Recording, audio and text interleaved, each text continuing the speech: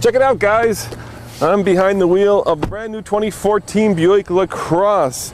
And this is not your father's Buick anymore. It's, well, much more sporty, much more luxurious. And you know what?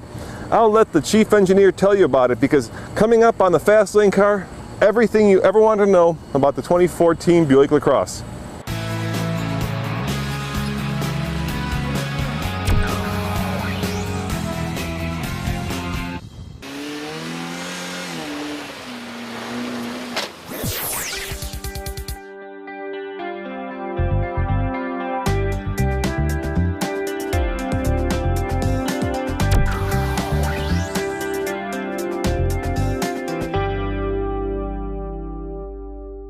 LaCrosse kind of tried to do, I'll say, three things new for 14. And all of it was trying to, I'll say, just tweak the things, tweak the formula for what customers have, given us back as items that maybe could be a little bit different, a little bit improved. Sure. A little bit exterior styling. Yep. So front and rear, fascia, lamps, hood, fenders, rear deck lid with an integrated spoiler, rear tail lamps.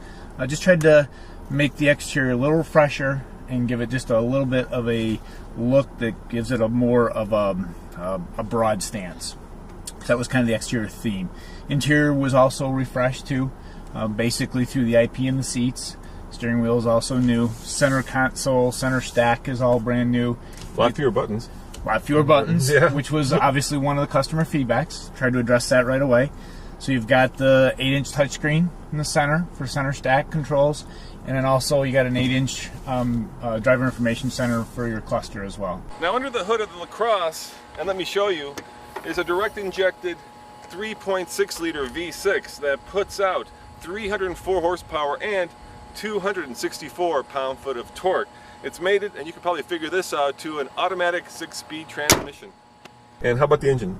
Engine and powertrains for LaCrosse are still the E-Assist, 2.4 liter, yep. 4-cylinder, and then the V6, both of them behind it with a 6-speed behind them. Those are essentially carryover. And again, it was kind of that theme of where's the customer asking us through feedback to tweak the formula. Powertrains are very well received, LaCrosse, and so we didn't have a lot that we felt was necessary there, so we left those alone. Once the formula was good, leave that, move on to something else.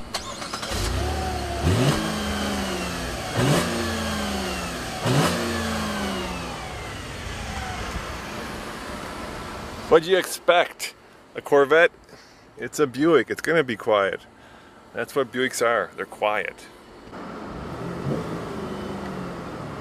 Alright, that is floored right there. The computer will not let me actually do anything beyond 3,000 RPM, and you really do hear more engine noise than exhaust note. What's your favorite part of the car? You spend a lot of time in this, I bet. I do. For me, I'll give you a generic answer and then I'll kind of come down a little bit more. If I'm going anywhere, yeah, this is the car I take, and I don't say that just because it's the one I work on. I get access to all of our cars in our product line. But you take this over Corvette? For a drive trip, coming down here I had to ask. to Cincinnati, yeah, I do. Yeah. And here's why. Because when I get done with coming 5 hours down here from home to Cincinnati, you get out of the car and you're still just as refreshed as you were when you got in. The reasons very comfortable car. Yeah, exactly. Yeah. And the reasons for me are it's quiet, yeah, it's comfortable seats, it's very luxurious. So as a driver's car to just go somewhere, for me it's a blast. Then, there's a whole bunch of other equations you can always throw in there. Do you want the Corvette because you want the sporty? Of course. But that's kind of the different lineups that we have within General Motors, and so that's what makes it fun to work there. I bet you a lot of people aren't going to be doing 0 to 60 runs in a Buick LaCrosse, but here at the Fast Lane car, this is what we do. I've got a bit of straight road ahead of me, and let's find out how fast this is from 0 to 60. I'm going to turn the air off, and I am just going to floor it because, well, it's real world testing, and that's what we do. Here we go, floored. Oh, a little bit of wheel spin now. I did not disable the traction control, and there's a reason for that, because I want to get as much traction as possible, and there's 60. I am seriously impressed. Check this out, guys, 7.78. That is very quick indeed for a big family sedan. This has got some, as Nathan would say, cojones! Buick at one point used to be kind of, for lack of a better word, a stodgy brand, right? And your father's Buick was almost a cliche. Sure. And it seems like you're really trying to modernize it, to bring it into the... Well, absolutely. That's part of the revival, I'll say, of Buick, is things like a Regal GS. Yeah. Things like a LaCrosse, but the LaCrosse still has some elements with 20-inch tires, with, a sport mode to it. Things like that at least give it some edge, if you will, that gives it something that isn't so much just for your father's driver.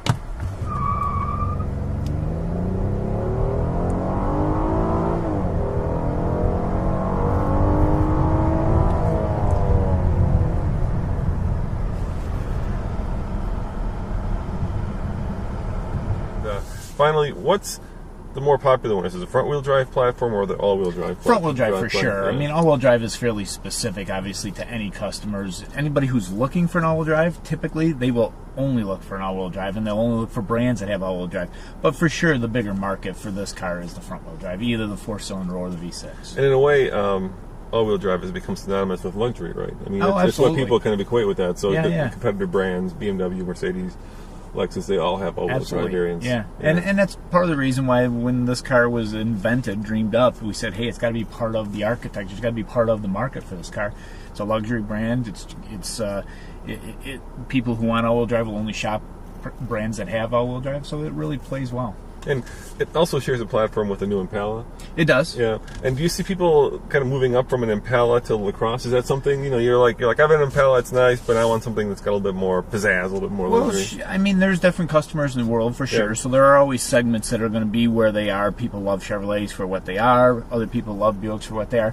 But sure, I mean, there's always brand crosstalk that goes on in some segments. And since the cars are relatively the same size vehicle, there's at least going to be some inkling there. It's just, I think, what the customer's looking for. And if they are, maybe changing lifestyle, family comes in, or maybe a different job and more money comes in, that might be something people would aspire up to a more of a LaCrosse. It's possible. Well, I've got your last question. Kind of look out onto the horizon. What's coming for LaCrosse? Where do you see it going? Well, we'll ride this LaCrosse out here. There's no major changes at least that I'm aware of that are coming for this particular one we're in. There's always new products on the horizon. It's part of where the GM philosophy is now, is to keep the products moving.